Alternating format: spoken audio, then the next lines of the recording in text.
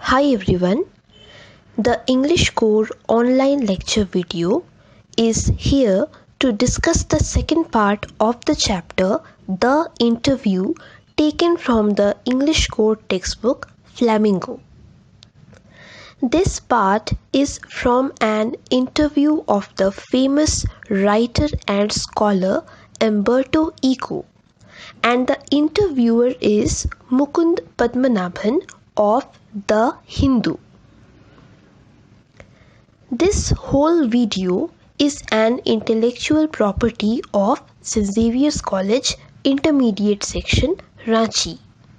Any unauthorized use of the material is strictly restricted.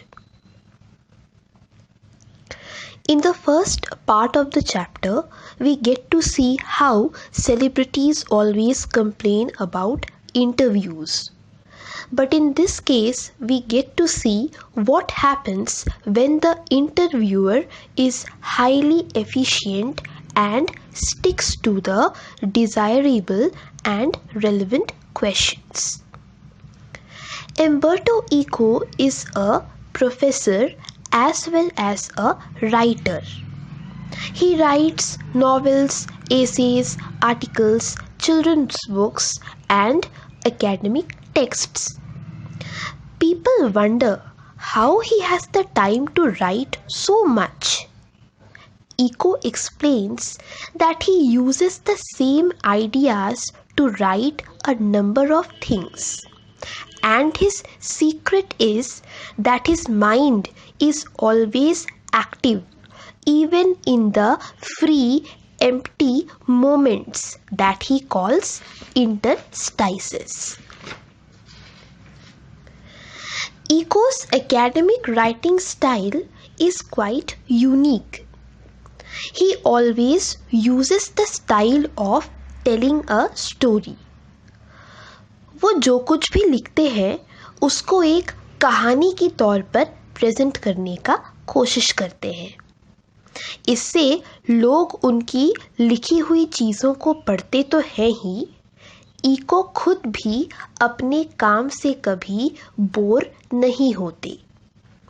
उनको अलग से नॉवेल्स लिखने की कभी ज़रूरत ही नहीं लगी, क्योंकि उनके काम में भी उनकी क्रिएटिविटी, उनके इमेजिनेशन को सैटिस्फाई करने का काफ़ी उनके पास स्कोप था. इको नॉवेलिस्ट बने काफ़ी देर से, करीब 50 साल की उम्र में. उन्होंने नॉवेल लिखना जस्ट बाय चांस ही शुरू किया था, क्योंकि एक दिन वो ऐसे ही खाली बैठे हुए थे. नॉवेल्स लिख करके इको का नाम पूरी दुनिया में फैल गया, लेकिन वो हमेशा कहते हैं कि he is a university professor first and then a novelist. पढ़ाना उनकी पहचान है, उनका पेशा है. नॉवेल लिखना केवल एक उपाय है उनके खाली समय को अच्छी तरह इस्तेमाल करने का. तो वो अपने आप को हमेशा पहले कहते हैं प्रोफेसर, बाद में अपने आप को कहते हैं एज अ राइटर. उनके नॉवेल्स में से एक novel the name of the rose बहुत ही फेमस हुआ.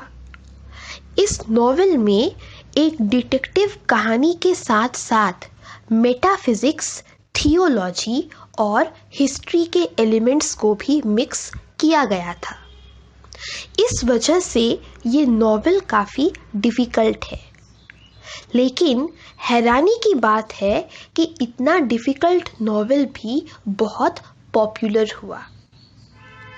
इको को इस नॉवेल की सफलता पर हैरानी नहीं होती. उनका मानना है कि अलग अलग तरह के लोग अलग अलग किताबें पढ़ना पसंद करते हैं. कुछ लोग ऐसे ज़रूर होते हैं जिनको आसान किताबों की जगह डिफ़िकल्ट किताबें पढ़ना ज़्यादा पसंद होता है.